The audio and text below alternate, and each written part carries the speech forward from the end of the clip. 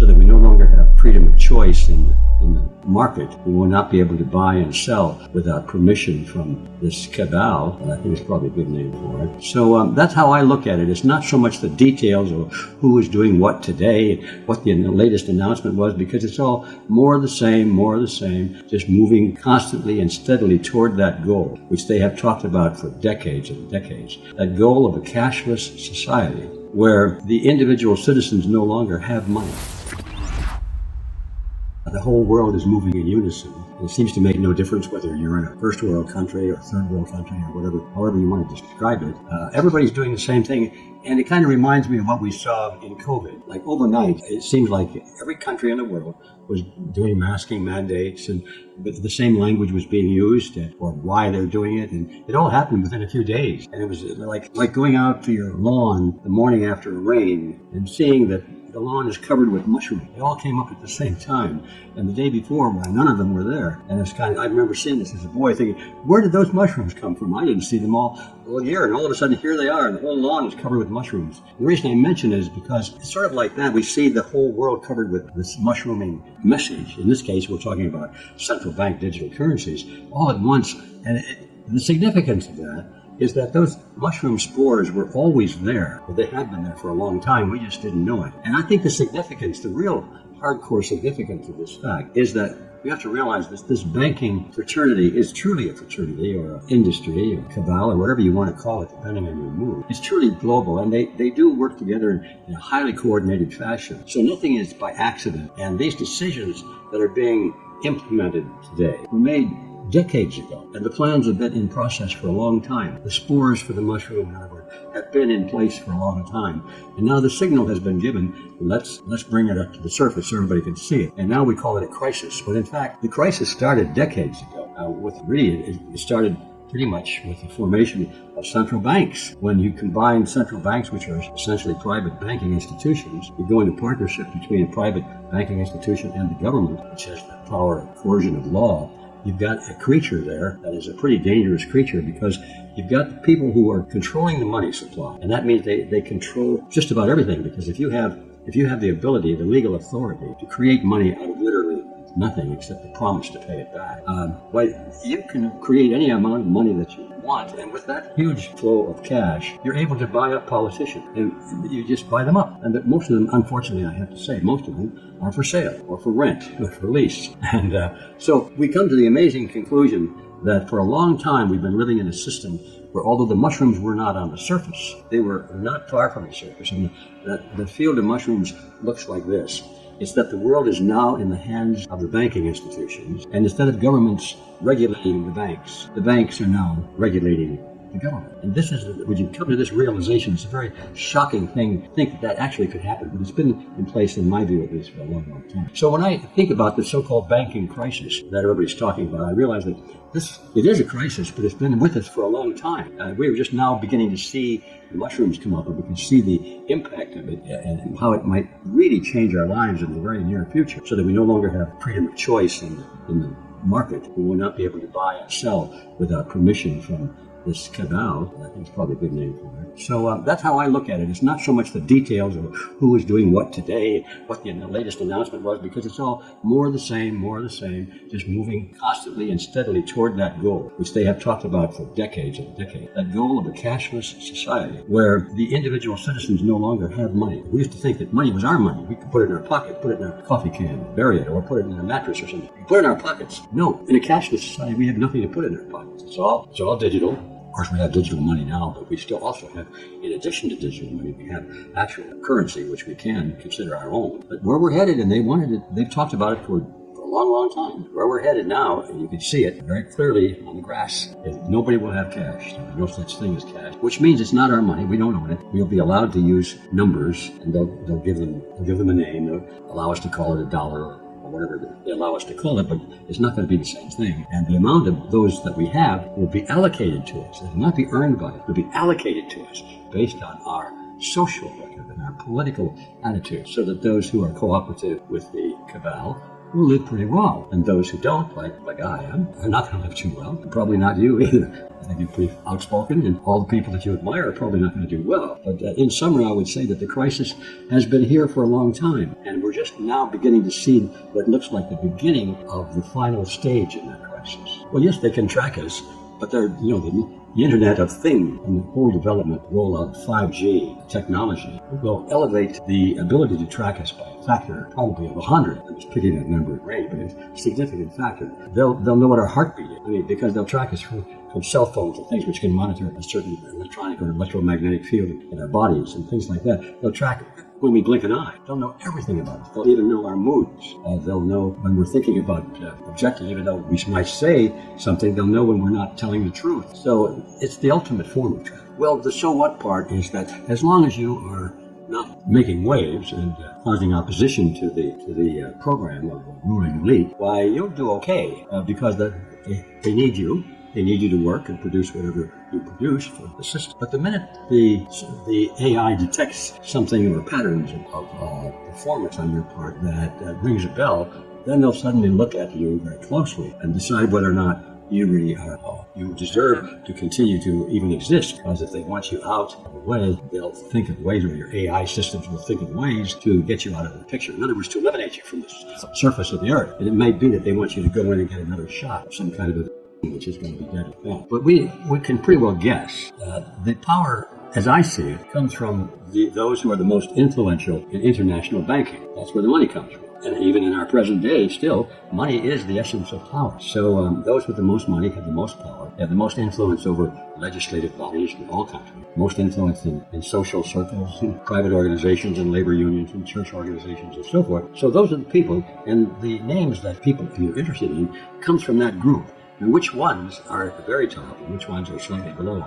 I don't really know. But we can guess that the Rothschilds and the Rockefellers are probably, we just named 2 family dynasties that have to be in that group. Now, once you get out of the obvious center like that, it's hard to say. Because there are a lot of people with a lot of money, like George Soros, for example, has always spent huge amounts of money to finance these revolutionary groups around the world that topple governments. And then you dig a little bit deeper and you find out that it looks like Soros himself gets his money from the Rothschilds. So it's not, it's one of those games. It reminds me when I was doing my research on the Federal Reserve System, that J.P. Morgan, who was considered to be one of the most wealthy and most powerful figures in America, really J.P. Morgan's money was the Rothschild money.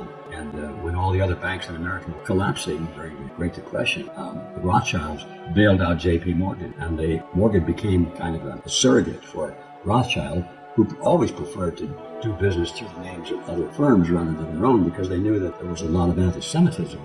A lot of people didn't want to deal with the Jewish bankers, is how they phrased it, and so they hired, in a way, they captured people like J.P. Morgan, who had a reputation, by the way, of being anti-Semitic. And so they got J.P. Morgan to represent them indirectly, and the people who were dealing with J.P. Morgan had no idea that they were really dealing with Rothschilds. But this kind of thing makes it difficult for characters like me to figure out, first, who really is behind us, because there's a lot of deceit, and it's very professionally orchestrated deceit. But we can tell that these names come from the banking families. I would say that's a pretty easy guess. But which ones, I don't see where it makes too much difference, because we're not going to treat them any different anyway. We just have to know that the mechanisms that they use, like central banking and fractional reserve banking and so forth, those mechanisms have to be abolished. And then it makes no difference who has that money, because they won't be able to continue their scam anymore. The role it should not be playing in people's lives is the role it is playing, of course. And what is that role? It's playing the role of our master. And that's I don't know. What do you mean? The Federal Reserve is our master? Well, who ever heard of such a thing? It's a government agency, isn't it? Well, no, it's not a government agency. So what is it? And this leads you down the rabbit hole. The Federal Reserve System is a cartel. It's no different than no different than an oil cartel or a banana cartel. It's a banking cartel. And that's a kind of a shocker to most people, to realize that the system that's controlling our money, that issues our money in the name of the nation, is a private institution, completely a private institution. And if you understand the history, its origins going way back to 1910 through 1913, during the period when they were selling the concept to Congress, to the American people, during that time, these bankers got together and decided that they needed to intervene in Congress, because Congress was getting a lot of pressure from the people to produce a law to control those big bad banks. They're ruining the economy. They're banks were folding, people were losing their investments, they had their money in the banks, and the banks would fold, they lost everything they had, and there was a hue and cry for banking reform bill. So the bankers decided wisely that, hey, if we're going to have a banking reform bill, what are we going to do? Just sit around and wait and see how it turns out? No. Let's have a meeting and let's figure out how we can write the banking reform bill to our best interest. And that's what they did. And that, of course, is the lead up to the name for my book, The Creature from Jekyll Island. Back in those days, it was a resort. Well, it still is a resort island, but in those days, it was an exclusive resort island owned by the very bankers we're talking about and some of their industrialist friends. It was a resort island, very elegant, still there, of course. Anyway, so they went to this island where they were away from the prying eyes of the world, and they crafted up their cartel agreement. And they took it back to Washington, D.C., and if you can imagine taking a big fat eraser and erasing the words from the top of the paper that says cartel agreement, and then they carefully write in Federal Reserve Act. And then they took it to Congress, and they cajoled those idiot guys there that were there in Congress, and they passed the cartel agreement into law. And so now we have to abide by it because it's law, and if we don't, we go to prison. Which is why people think it's a government agency, because only government can put you in prison, right? Well, no, not right. Not if you're very wealthy and very clever. You can buy government. What is it? Today, it controls the money system. It controls who gets money, what the interest rates are. All the important elements of commerce are controlled by this private group in the name of the government, and it's become so powerful over the years that the role has completely reversed. It was created by the government. There was a contract issued by the federal government, just like the states issue contracts or legalize corporations and so forth at the state level. This is like a national corporation that was created by the national government. And so the government created it, but now over the years, the role of master and servant has been reversed. And now we come to the amazing and horrible conclusion that the government doesn't control the bank controls the government. So now we answer the question, what do we have here that it shouldn't be? And that is it. It is our master.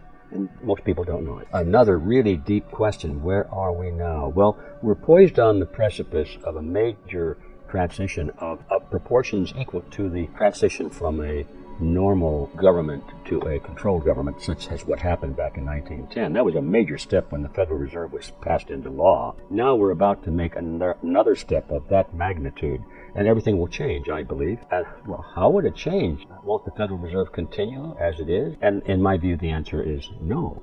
We don't have to worry so much anymore about abolishing the Fed, because the Fed is about to metamorph into something quite different, and it won't be there anyway in the form as we know it. And it's hard to imagine, but it'll even be worse. And that's the thing. What will it be? Well, they're transitioning now as hard as they can to a new monetary system where people like us, or ordinary people around the world, we won't have money in our pocket. There'll only be a digital currency. And the central bank digital currency. It's not like Bitcoin or some private coin. These would be nationally issued and internationally sanctioned currencies. And they're digital currencies, not an awful lot different from credit card money, which is digital also. But in this case, once they achieve their goal, there will be no more credit cards, so to speak. All the private systems of money will be replaced by this one monopolistic, one world, literally, a monetary system, and it'll be totally controlled by the banks, not by the government. And every transaction you make, all the way from buying a packet of gum, to buying a car, to making an endowment to somebody, anything of any size, will have to go through the currency of the digital currency owned by the central banks. Now, I'll come to the end of that one. What's so different about that? Well, the difference is that you have no other place to go, and you'll never have control of your own money without permission of the banks, because it has to clear through their computers. And if they don't like you for any reason, and I can think of a few that they might not like me, they could just throw a switch, and I won't be able to have any money for anything, which puts me out in the street with my hat on the sidewalk begging for food and donations to my overhead. Well, I think it builds a very good case for all of these alternative assets. Yes, anything other than currency, because we're not going to have our currency anymore. If we have anything we now have in U.S. dollars or any other national currency, in the very near future, will disappear. It'll be transformed into central bank digital currency. So those will all disappear. Now we'll have the private blockchains, perhaps, where we can still trade with each other at a local level, a limited level. But if we want to pay the rent or buy a cup of coffee or buy a gallon of gas or anything like that, no, we're out of luck.